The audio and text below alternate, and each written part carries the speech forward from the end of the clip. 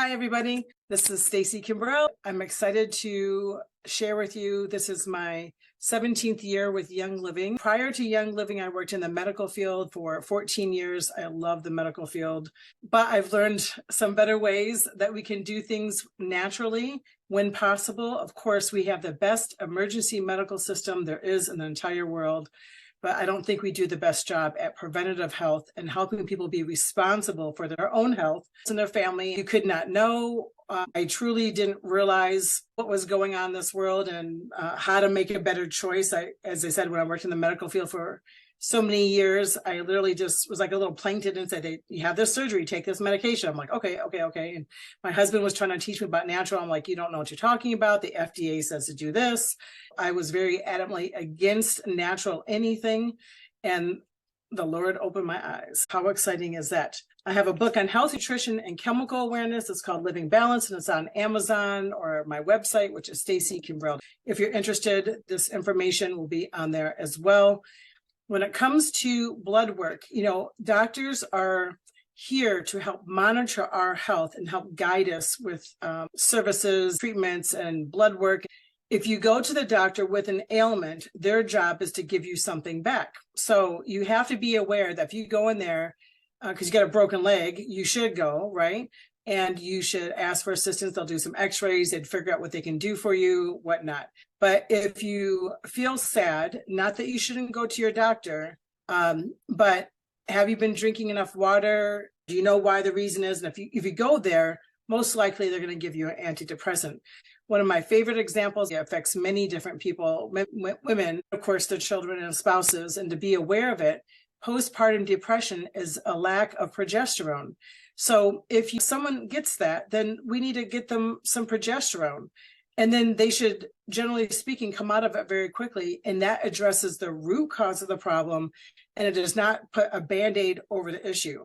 Or if someone has acid reflux, usually there's not enough hydrochloric acid. There's enzymes like Essentialzyme that has hydrochloric acid in it.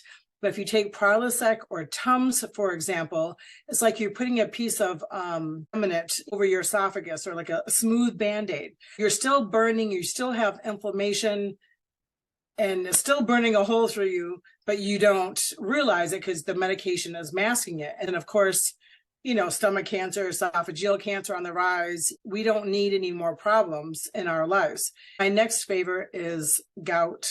The beautiful little blue pill. It's so pretty of a color. But once again, we need to become responsible for our own actions so that we can live a healthy and happy and long as possible with all of our faculties amongst us. If you can take a little blue pill, but you still can have your shrimp or all the Pruin foods that cause you this inflammation, is that really the best wise choice? And of course, the answer is no. So let me just share this screen with you. Here's the blood values, and here's the testing. Some of this is actually from Dr. Pam Purser. He's an endocrinologist. A lot of my hormone research and studies has been through him. I love classes like this where, and this is about sharing testimonies, but he had us all sit in a circle. This was in Chicago with Pam Hunter. She hosted this class, and we had to bring our blood work, and literally the person who he was reading the blood work had to sit in the middle.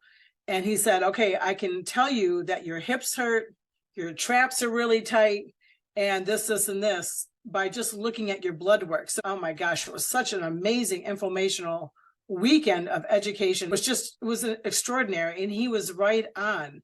If you have certain hormones out of place, you could get a massage all day, but your traps are still going to be really tight. Or other such things. So this is part of his values that I still go off today, and you'll have access to two of these. So one here is the estradiol. When we're talking about, there's men's right here value, and there's going to be women's. When you're getting these levels back, you want to go through here and try to see if it doesn't have a value, then you go off of what the values are for the lab says. Okay. Now, this is the main one right here. It says total testosterone. Extremely important to be aware that if you, I'm not sure where you live, but if you have like Quest Lab, for example, or any lab that you have, I want you to call, like I live in Michigan. I'm going to call the one in Flint, call the one way up north in Traverse City, And let's say that we'll call the one in Lansing. He said, what other values for total testosterone at your lab? They'll say, okay, well, it could be 800 to 1200, which is what it should be. Okay. And or like over here in Flint, or if it's like in a senior area, it could be 300 to 800, because what they do is they take the man's who's been tested, lowest testosterone, and the man's highest testosterone that's been in that lab. And that's the ranges. There's actually no governmental range for this, which is pretty crazy. But nevertheless, that's how it works, at least here in Michigan. Purser says that your value should be 800 to 1200, where my 24-year-old son's testosterone should be like 2400, right? That makes sense. He's a young guy. Where like my dad would be 800. He's 76, right? So his would not be as spry as a 24-year-old. So if a person goes to get their hormones, a male gets to go get their testosterone done, and it says it's 450, and their range may be 300 to 700, he thinks, oh, I'm doing pretty good, or, whatever the case is, it's not. It's 800 to 1200. You can tell if a man doesn't have enough testosterone. One is if they have a heart condition. These are generally symptoms. If they have low energy, they could have low libido, but some people who have low testosterone still have the desire to have sex. They may not be able to perform the best, but they still have a desire. They may not have the energy, like if they're a motorcycle person or like to paint the barn or do this or that or whatever, they may not have the oomph or the energy to go do the things that they like to do. Generally speaking, they just want to be like a couch potato. Generally speaking, the indication that they need to go get their testosterone level checked. Now, when you go get that checked, it's like pulling teeth sometimes. Sometimes you got to cry. Sometimes you got to throw a tantrum on the floor. Hopefully you have a great doctor that will help you with these things, because not only do you have the hurdle of having to go through the doctor to try to get these tests done, but you also have the hurdle of having their insurance pay for it. So right here, when we come over here to total testosterone, I have the men's low and high and what the symptoms would be, and the women's low and high and what the symptoms would be, to help you give a better gauge. But when you go to the doctor, and I don't believe in lying, but like our family all just had about $4,000 to $7,000 of blood work done a piece. My husband just got a state job and got insurance, so it's like hallelujah, right? And so we went to the doctor. I feel like I have the energy to do anything in this world. Do I always really have the energy? No. But am I going to push forward? Yes.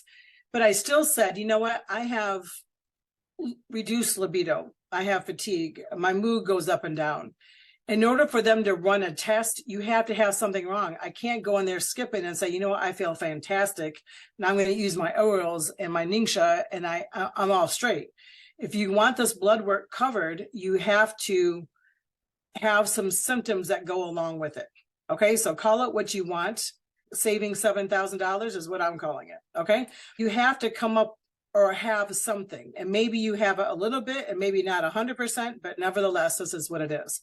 So for a man, I asked for my sons and my husband's to be done, because my husband doesn't always have a lot of energy. Austin's actually, his should be 1,200, my 24-year-old.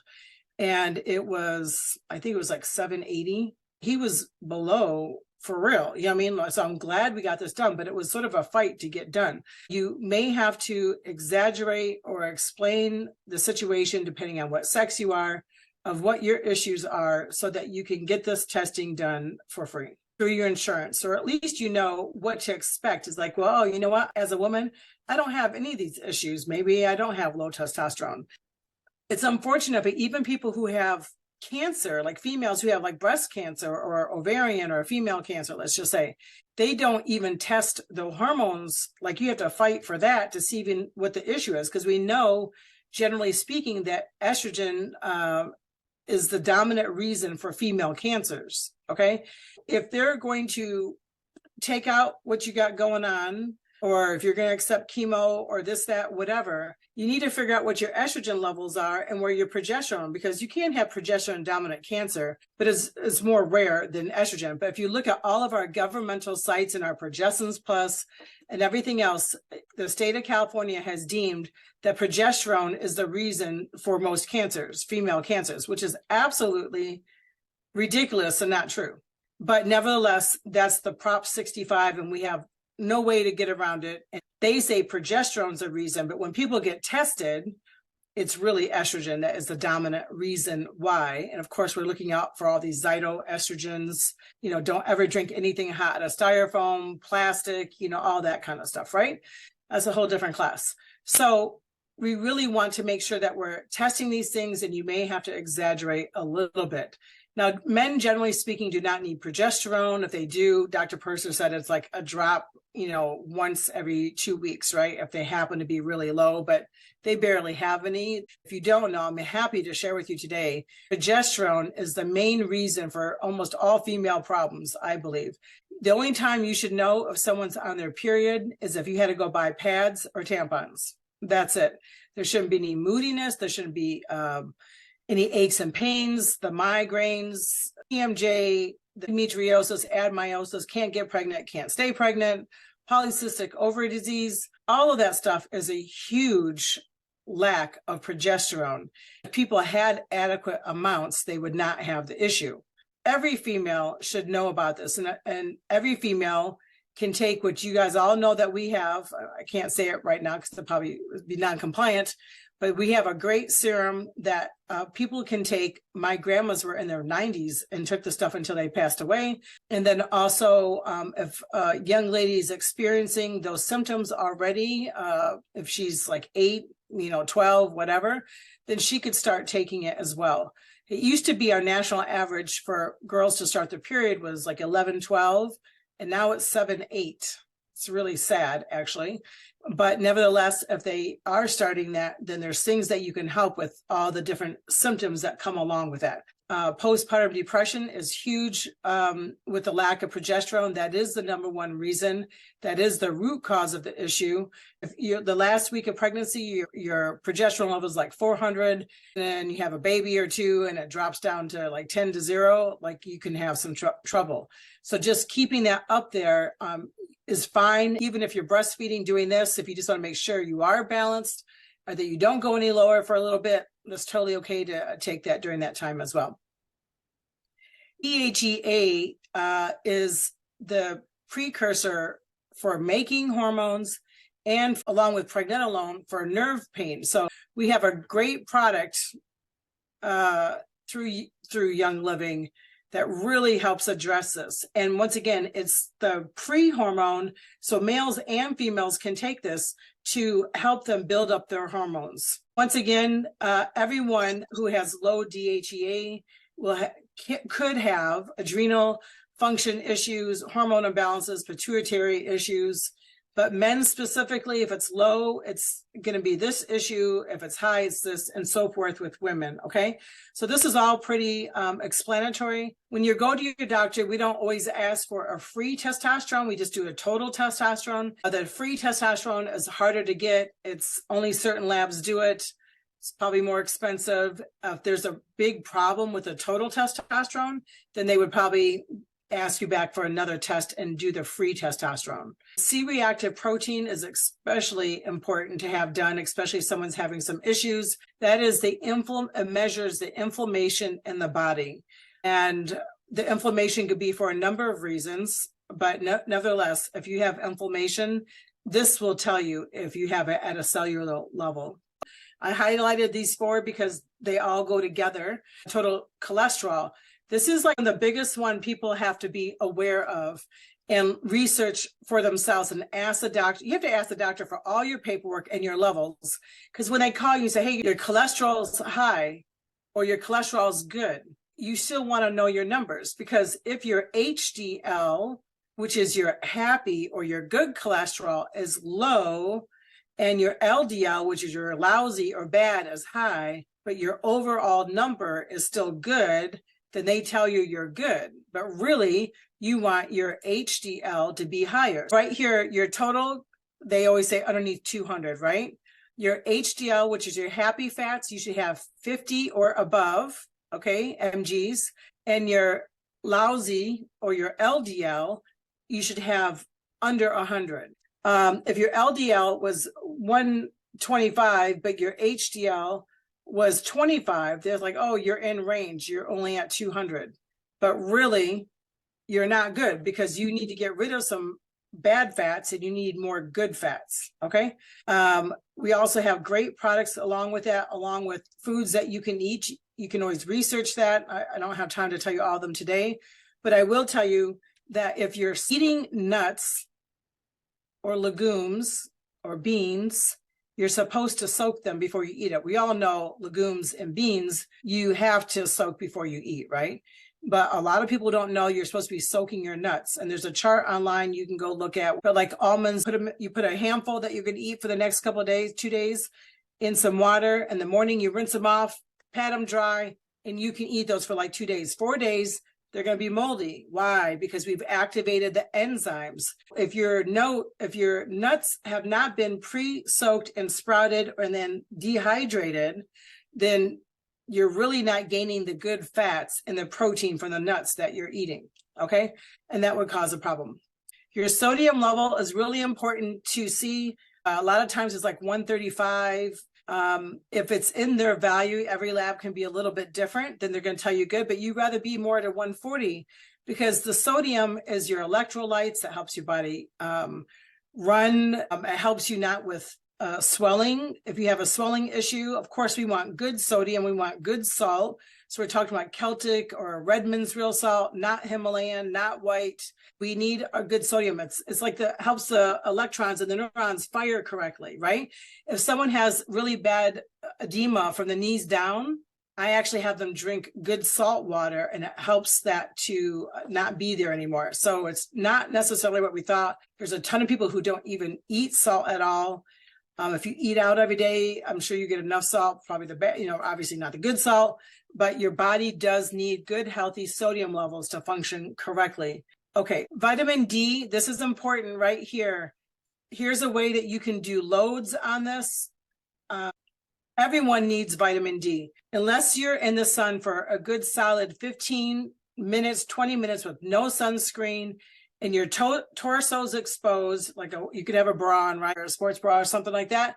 10 to 1 is like the best time to get the sun. So if you're doing that, fantastic and good for you, right? But most people are not. When you go get your vitamin D level, it should be 80 to 100. They're going to tell you that 31 to either 80 or 100 is good. If you're 31, that's not okay. You want to at least be 80, okay? Here's the values of what an infant or older, any age person should have. Here's the way you can load it if you find that you're deficient and get your levels up. And if you have your DNA done, maybe you can see certain things there. Like I have the marker where I don't absorb D. So I had my level perfect. It was 80. I stopped taking it for a little bit. I went and got my blood work done again, and now I'm down to 30 again. I'm like, what in the daylights? I just had an appointment with Dr. Purser, and he's like, you have to take this for the rest of your life. Don't even stop taking it again because it makes a huge difference in one's body. Progesterone levels vary, but remember that they say that 0.5 is in the good range for a female, okay? But if it's 0.5, it's almost what? It's almost zero, right? That is a huge problem because if you don't have enough, the main two reasons why someone can't get pregnant is either low progesterone or low blood sugar. That's like the main two reasons, female wise. And you need good health. It's the happy, feel good hormone. Like whoever's been pregnant, did you have that glow? Like you could even tell you're pregnant. Yeah, I mean, it's like, my God, you look so happy. You're glowing. You're this. Your boobs are light and fluffy. Like whatever, all the different things. Literally, that's what progesterone does in the body. No matter how old you are, it helps to prevent depression. I mean, the list just goes on and prevent all those things that we talked about earlier. So unless you have a progesterone problem, then progesterone's great for you, okay? If you start taking a progesterone serum that we all should know about already, and you turn into like a dragon with fangs, okay, and you know your level's low, then what you should do is take a drop at night, and you do that for like a solid month, and then you could try a drop at night and a drop in the morning. Because some people react if you have trouble methylating it, not that your body doesn't need it, but sometimes you have to ease into this, but most of us just like douse ourselves. If it wasn't for the serum that I take and the other capsules that starts with a F word, probably doesn't sound good, but anyhow, you can go look it up. I experienced hot flashes that were literally incredible. I thought, dear Lord, this is like outrageous. And I did my protocol, got rid of them completely, stopped doing it. I'm 50, I just turned 55.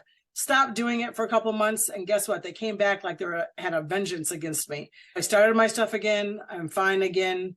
But obviously, I'm going to have to take these two things specifically until the end of time, because I don't want those to come back again. So once again, it's exciting that we have the opportunity. There's so many different things that we can do. It's pretty explanatory. It's a great opportunity to figure out what we need to do to help ourselves. The one list that says what, when, and why, that's what you want to know before you ask a doctor for blood work. You need to have some of those symptoms. And when you get your blood work, the other lab sheet will tell you what your range should actually be. I personally don't care what the doctor says. And I got this from an MD. So that's why we are confident in saying that.